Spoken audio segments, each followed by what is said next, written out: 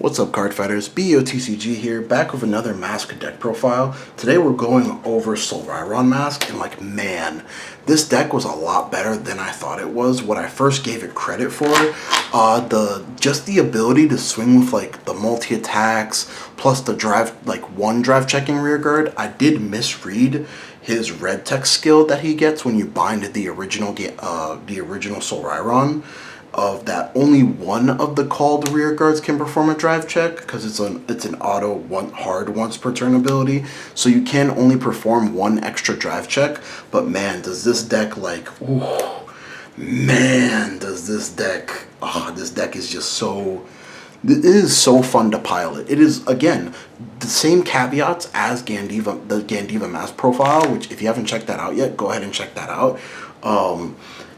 It's a mask deck. It's very piece reliant. The strategy was already very piece reliant and heavy to do as it is, but when you do get the ball rolling and get it off, this deck is very disgusting. It has a really easy way of accumulating cards and pressure at the same time.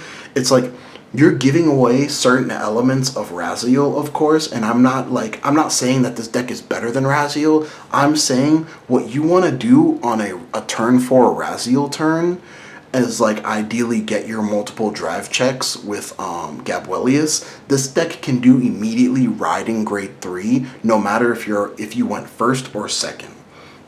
And I thought there would be some types of restrictions on this guy, but there are no restrictions on this whatsoever. It's like whether you go first or second, you get all of the mask skills, which is disgusting.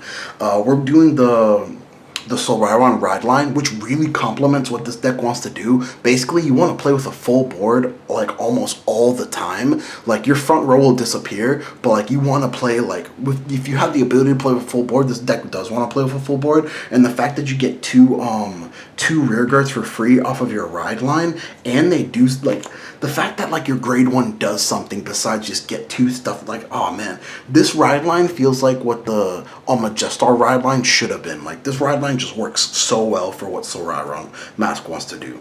But yeah, let's get into the deck profile. We're gonna go over the mask engine first, just like we did in our Gandiva mask profile. 4 copies of SOLRAIRON masks makes sense. 3 copies of OG SOLRAIRON. 3 copies of the mask, just to increase consistency of seeing it. You do have the mask searcher, but you know, increasing the mask, and it also makes sense, you are running quite a bit of Dragon Tree support, to whereas if you do hard activate this mask, you do have a good chance of hitting a Dragon Tree card or your mask grade 3. 4 copies of the new Dragon Tree Wretch. I'll say it one time, I'll say it again, like this is a 1 card mask just for an Energy Blast 3 and a Counter Blast, and you get a Dragon Tree Marcher on top of that. This is so power creeped, man. This is so power creeped, and it's so power creeped, and like these mask decks aren't even like the best decks that came out of this set, which is crazy. This is crazy that the mask deck has like such a powerful power creeped consistency engine, because obviously the way that SOLRAIRON mask works, you need Dragon Tree markers in order to get the full benefits of his effect, because you can only call as many from the top 3 equal to the number of Dragon Tree markers you have. So ideally you need at least 2, which is why we're running so many Dragon Tree cards. But the fact that like you get the mask and you get the order card with your mask unit on top of that, and a Dragon Tree marker, this card is insane, man. I can't wait till they finish the cycle of these cards and I can get this in my Dark States mask decks, bro, because damn, bro, man, this card is so strong. 4 copies of the grade 1 mask generator, Solda. The Counterblast 1 and draw ability does sometimes come up. We do use quite a bit of Counterblast in this deck, that most of the time it doesn't. But we're playing it because it can generate a mask. That's the main reason why we are playing this card. It generates a mask. We want to max out on, not mask, marker. We want to max out on as many of our Dragon Tree markers as possible. It is completely possible that this deck can make 5, and that's why we have like the full-fledged 5 here. We can make 5 markers here. Ideally, we need at least 2, which I like to stick them in the front rows. But ideally we need 2, but we need to make 5. And this is the extent of our Dragon Tree mask engine. But there is no additional consistency cards in SOLRAIRON mask. outside of just like being able to see extra cards off of the ride line and certain SOLRAIRON rearguard support cards. But yeah, this is the extent of our mask package. Again, it is still very possible to break with this deck. It is a mask deck at the end of the day. It is inherently piece reliant and low-key inconsistent, even though we have such a powerful consistent piece. Problem is you have to see that powerful consistent piece, etc., etc. Getting on into our SOLRAIRON support, this card came out in DZ-BT06, and man, is this card so strong. This academic, man, this academic. Not only if you reveal a normal unit off your SOLRAIRON's ability that he's a 23 KS swinger, he also clears himself off the board at the end of the battle. He goes to Soul. This deck was always hurting for Soul, and now like you have stuff that go to Soul now for free, and now I have so much Soul in this deck, I have no feasible way to get rid of all the Soul. But not only does he do that, he has an axe skill that helps the consistency of your deck. His axe skill is bind him from Soul, and then choose a normal unit from your a non-sentinel normal unit from your drop zone, put it on top of your deck, bro. Oh man, like this, like I use this, you're gonna see in one of the match videos.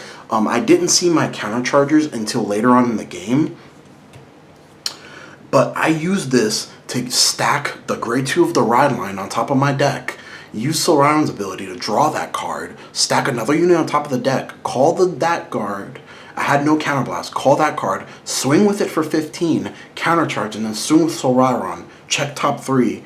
I don't remember if I called a column. And then that call, I was able to get, like, man, this is such a good card. It sucks that this deck is running like 14 grade 3s, but you have the ability to pull these out of deck very easily, at least the mask cards and the SOLRAIRON cards. It's very easy to pull these out the deck, but it sucks that like the way that you have to run these. You have to. Like, these are the best cards in your deck. You have to, unfortunately.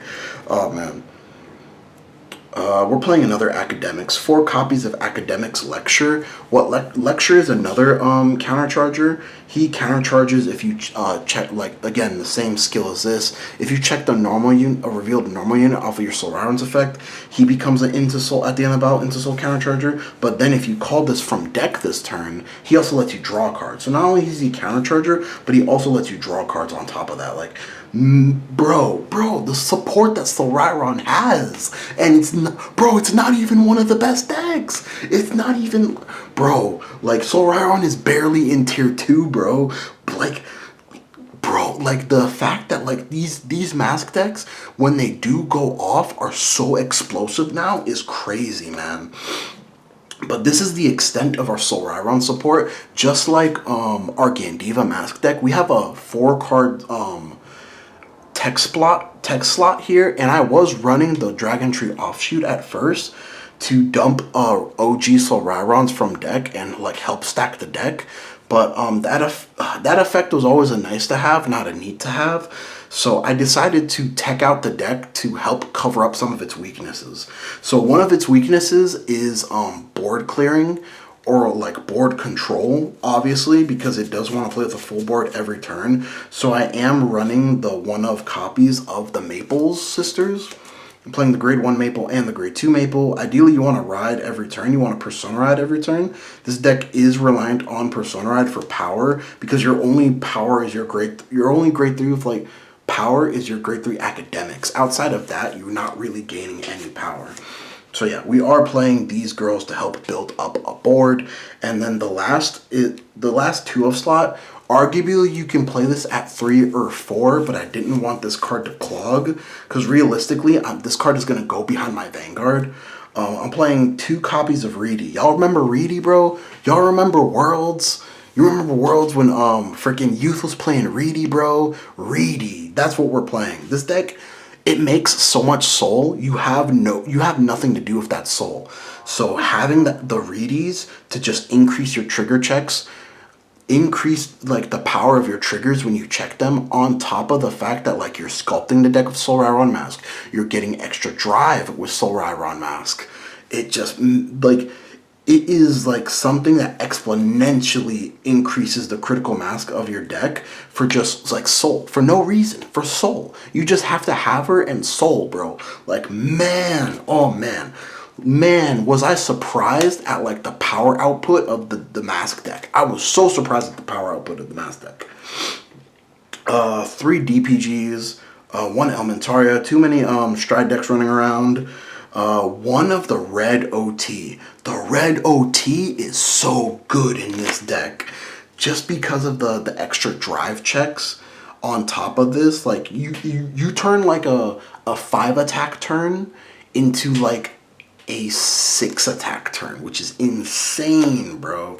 Like in a 5 attack turn with 3 checks to a 6 attack turn, bro. Like, oh man, the fact that you can swing something with 100 million, oh man, like this just makes sense in this deck. This can technically be whatever you want it, but for me, the playtesting I had, the fact that I can stack this, I can know about this beforehand, this just makes so much sense in this deck.